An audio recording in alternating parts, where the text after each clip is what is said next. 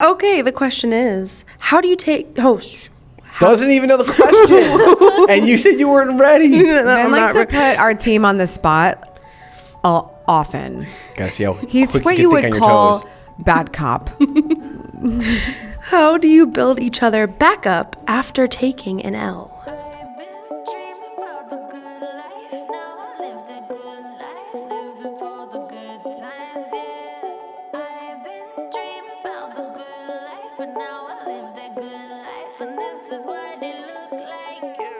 The only thing I can think about is Smash Mouth.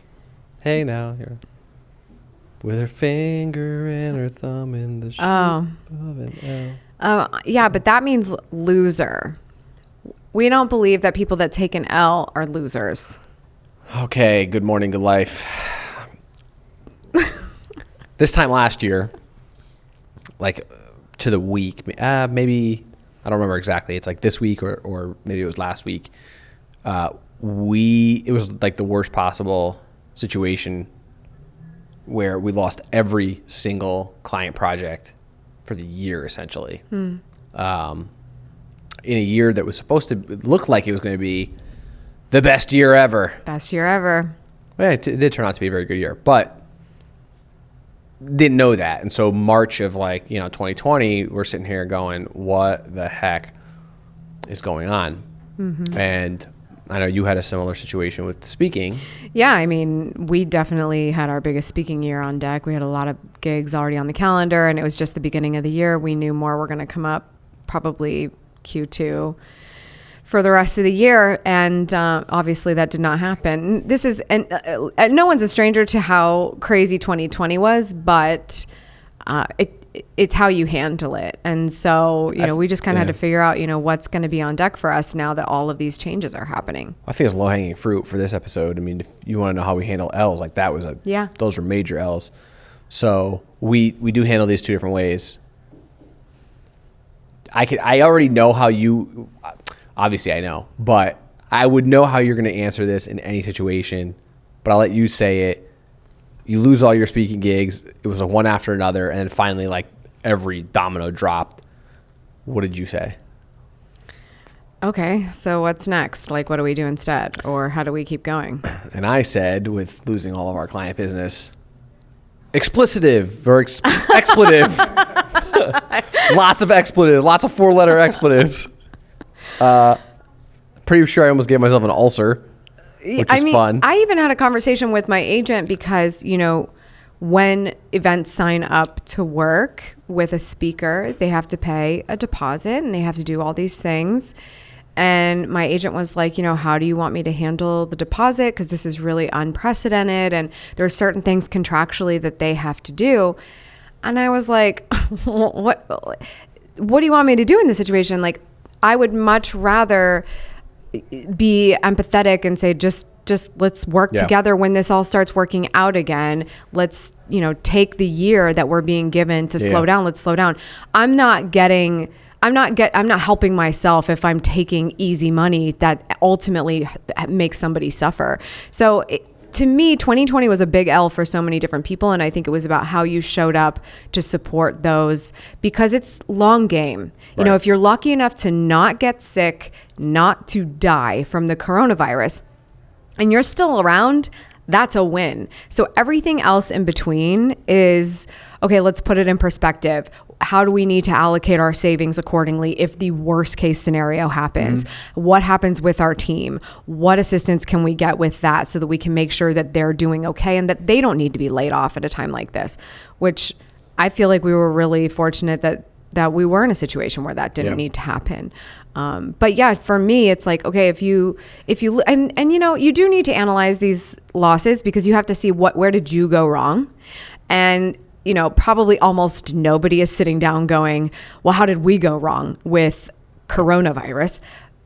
But you'd be smart to do that, because ultimately, if you thought the world is always going to be like this and we're always going to be able to make money this way, that's on you, because now that landscape has shown you that it can change. So, I mean, that's my inclination. If something happens and it's a huge loss or it's a huge hit, or, our client work changed a lot, to your point, that was a huge hit to us.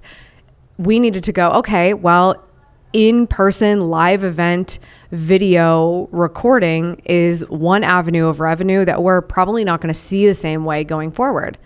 And I think that's still true. I think we're still going to see live events. I think they're so excited to make a huge comeback, but the world is different now. And we need to be prepared for there to be a lot of different versions of the way events work. So that's what taking an L means to me. It's, how do you take it in stride? How do you learn from it? And how do you keep going? Because one loss is not enough to tear me down from something that I've been doing for so long. Why would I have done all of this, put all my energy into this, go through all this learning, go through all this risk to have one occurrence take it all out? Yeah, as you can see, my job is really easy in helping her deal with an L. On the other hand, I don't handle L's well. I do. I eventually get over them, but I definitely am a little bit like sky is falling at the beginning. Yeah. And this point last year, it was like not just the sky. I mean, like the sun, the moon, and the stars are all coming down and crashing on me. And so your job was tough trying to reel me in there. And again, I have those moments of reaction, and then once I kind of step back and say like, all right, what's the reality of this? Especially because in that situation, there were so many people that were going to work with us who were feeling the same way. They were trying to put on this grand event. They were trying to do this really amazing thing, and now the rug's been ripped out from under them. So yeah, maybe they can't hire us in the same way. But if you've done a service to those relationships, they could certainly use your help when they're learning how to pivot. Yeah, it was tough. I mean, so there was clients who had never dealt with, and again, I say 2020, low-hanging fruit. It's the biggest L Yes. One of the bigger L's that you could take. There are bigger ones, I understand that. But in our situation, dealing with clients who had contracts in place, well, no contract was ready for a global pandemic that would stop events. Yeah. So the L's that our clients took on hotel blocks and event centers that they booked and vendors that they had paid out and catering, and when I talk about big events, I'm talking, Blake, what, 50,000 person events, 100,000 person events. So our client events are massive. They're not like, I'm not talking a couple hundred people. Like these are tens of hundreds of thousands at some of their events. Those logistics are ridiculous, right? So here I am, one vendor in this entire situation, freaking out. And what gave me a little bit of levity, is that the right word? What helped bring some levity to the situation was, oh, wait a minute. Someone's got it worse, right? There's situations that are worse. And so thinking about some of our clients and how they had to, they took major L's, I saw some of the contracts they took L's on, and it was like, just on the hotel contracts alone, some of these events got canceled the week of. South by Southwest didn't cancel up until like the very last minute, which screwed so many people over.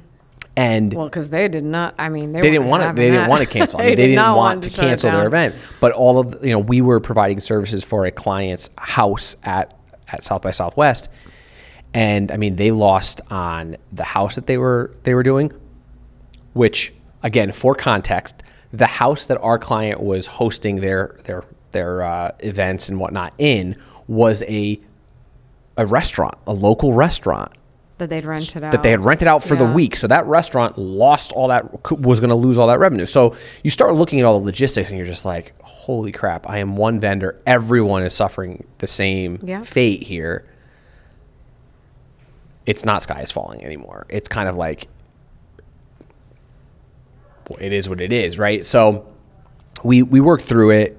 We understood that, are there going to be pandemic clauses in contracts? I don't know. Are people going to start doing that? It's possible. I think that's a great thing to learn from this Legal experience. teams are going to add that, yeah. But you had a lot of bringing me back down to earth for that week, because that week was just tough. But after getting over that hump, it turned out to be a great year, because we understood that, well, we still have to provide services. Like, these clients are still going to need services. How do we pivot into something they need now? And fortunately, remote live video or remote events was still a thing that was happening. They just needed to capture it and, well, now it's like remote events on steroids because they're trying to replace, multi-million-dollar events. And now they're pretty much replacing all of their events. I mean, through 2022 with these things. And fortunately enough for us, we were in the right place.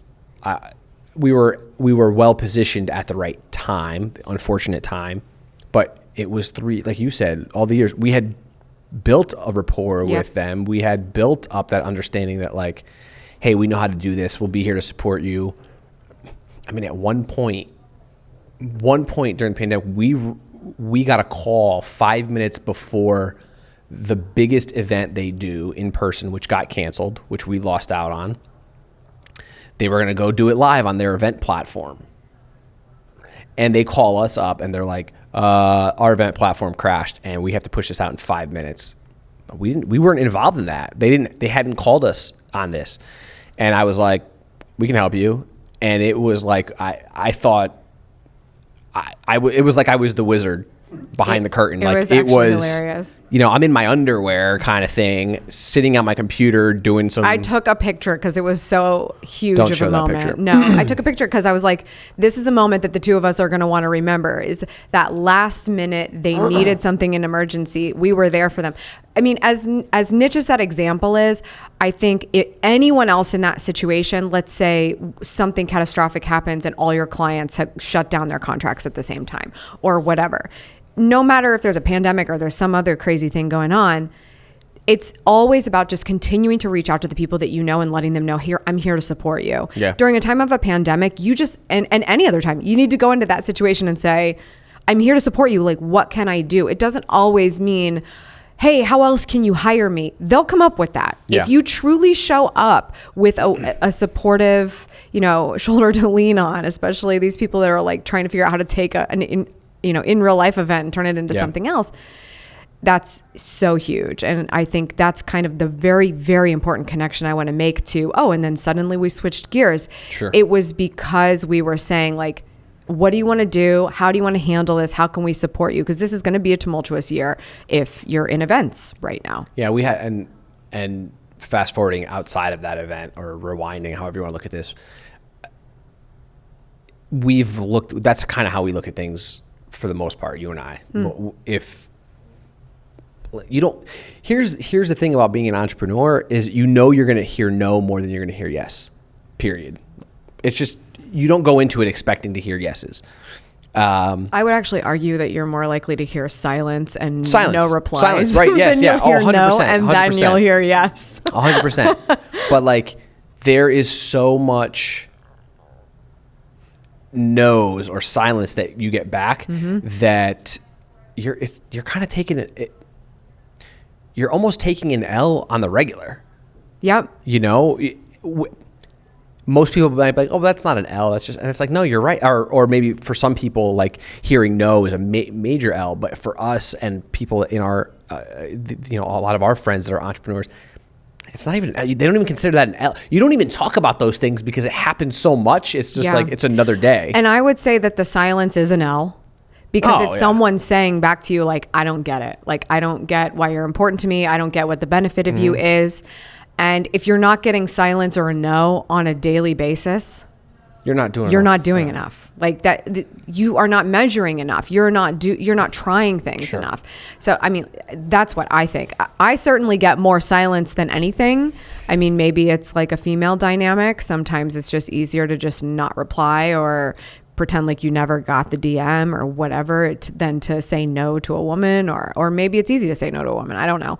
But regardless, I get silence all the time, even from people who have said, I'll be there for you. Can you help me? I'll help you. The silence is so normal, especially, not surprising because I'm like, okay, that's fine. They're silent now, but I can absolutely guarantee they'll be back in 5 months when they're promoting their book. Yeah. And that is the nature of it. Enough. I'm not even mad at those people either, because I will support when that's appropriate. I'll support the people who are good people. And you know what? They can't be perfect all the time. I'm going to support you. I'm going to help you because I know that our relationship is just beginning and it's going to keep going from here until you really, really hurt me, which doesn't happen very often. I don't think anything of it, but the silence happens all the time. And you do have to take that as an L because you need to remember that there's a reason why this isn't working. And that's something you've got to build on, whether your sales pitch is off or your offering doesn't match up to who you're trying to sell it to. Are you trying to sell the unsellable? That's really important to watch for. Yeah. Being able to bounce back or being able to rebound or being able to make that next pitch is always, for us, the most important. And so you hear no, but what are you going to do about it? Like, what comes next? What's the next opportunity? Great, go find another opportunity. I mean, it sounds kind of dog eat dog, but it really is. I mean, that's life. Life doesn't give you breaks. There's time you're going to go through points in life where it's not going to give you a break. And if you can push through, work through, at least that's what in our relationship, the past 6 years or so, that's what we've learned, and we kind of keep telling each other is, okay, well, we'll just go get more. We'll just go get more clients, or we'll raise our prices. We'll find another sponsor, whatever it might be. And it's not a position of cockiness or overconfidence or like, oh yeah, I'll just go make more money. No, it's not that. It's the mindset of I dictate my life. Right. And there's always more. And there's always more opportunities. Right. Like, I struggle with this. I'm struggling with this right now. Like, this is as vulnerable as I can be, but like I struggle right now with seeing success around me in certain areas where I'm like, man, I've put time into this space, right? And I've put time, and sometimes I get emotionally tied to certain things and that I have no business tying myself to, but I'll take it as an L, like, oh man, I wasn't chosen for that article, or I wasn't chosen by that client like that, but that person was, or that company was. And I'm like, what the hell? But I've got to step back, and like, you always give me kind of the slap in the back of the head, like, cool, there's more to go around. There's plenty to go around. When you realize that is the truth, more so than you were chosen or someone was chosen over you and just they don't even know who you are or whatever it might be, then you're like, oh, wait a minute. Okay, I have to do more. That's huge. Like, that's a really, really big observation, because you do have to recognize when you are measuring an L off of something that is not even touching you. Like, it's not even related to you. Because that is the definition of comparison culture, right? Where it's like, oh, so-and-so got that interview and so-and-so's doing this and so-and-so's doing that. Do I think it's important to know what's happening around you? Yes, but not if you're going to use it for bad. Mm-hmm. Use it for good. Use it for, oh, wow, that person's already done that. Great. Right. They're paving the way for me. Yep. And that is a hard thing to remember. It is, period. It's hard to remember.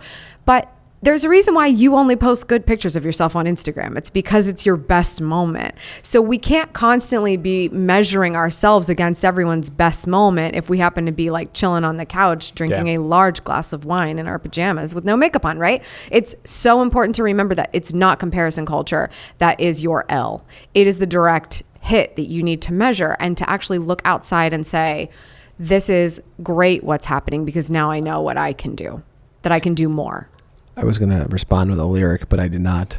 You can. You said chilling with no makeup on, and I was going to say, that's when you're the prettiest. I hope that you don't take that wrong. What was that from? I don't remember. Drake. Oh, sorry. Yeah, there we go. Sorry. My producers know where it's coming from. Oops, my bad. That's my scenario. Sorry, that was really bad. Not quite as on point as mine. No, it wasn't. But that's what I have in my game, so. There's an L. Just took an L. Oh, stop. Oh. No, yesterday on the tennis court was the L. Yeah. That's true. That's also very true. Which, by the way, like, that's another thing. I think it took a long time to get used to losing, because if you've never played sports and you're not used to that feeling and used to like your team rallying around you, sometimes I do wish, like, I use sports comparison all the time because I wish I would have played a sport. I think I would have learned a lot about what it means to bounce back from that. Losing is good. it teaches I'm going to you. remind you of that next time. I'm not saying I'm not saying I always am happy about it. Yeah. Oh yeah, Blake beats me in racquetball regularly. Yeah. It's okay though. Yeah, definitely. It doesn't matter. I'm still getting a workout. It's the way I look at it, right? So like, anyway, we could tie a bow on this one because I think there's end of the day. I'm starting to believe that L's don't actually exist if you've created a space for yourself to learn from them the most. And like you said, I know it's cliche, but if you lost, there are only two things. Someone worked harder to get that, right? To get the win. Tom Brady worked harder to get that Super Bowl ring, whatever it is. Mm-hmm. Or you didn't work hard enough. Right. And that's not a hustle culture thing. That's just you didn't do something. It just wasn't your time. Or it's not your time. So there's three things, I guess. Or it's just not your time because maybe you haven't put in the work or you just don't have the experience. You don't have whatever it is. Understanding that is pulling a win from the jaws of the L. Yes, definitely. And final note on this is just like, if you think it's luck, it's not. No. Because if even Tom Brady gets lucky, like everybody gets lucky on some level, but the luck know. only... After 7, I'm starting to believe that's not true. But because it's not. Because luck is icing on the cake when it comes to hard work. And it's all of it is going to come together and make a great result. I hate even the word luck. It's more like timing, like that serendipitous moment, right? Yeah, like sure. Right place, right time. Right.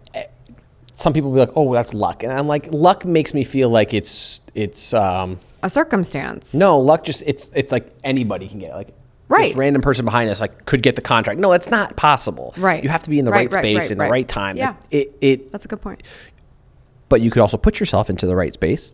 You could also make it the right time if you're always there. Right. Right. If I'm always calling my clients, right, that massive L last year could have been an L had I just stopped picking up the phone. Right. But I picked up the phone even more, and a lot of those L's turn into all of a sudden, I just had to wait a couple months. Now all of a sudden it was the phone didn't stop ringing, but it's because I kept picking up the phone. I kept trying it, and again, that's just me. You can liken it to whatever it is. So that's a good sign off, because if it's really, really crap right now, keep going, because it has to go up from there. It has to go up from there, and it Winston does. Churchill said, "If you're going through hell," actually, it wasn't Winston Churchill. I think it was Teddy Roosevelt. "If you're going through hell, keep moving."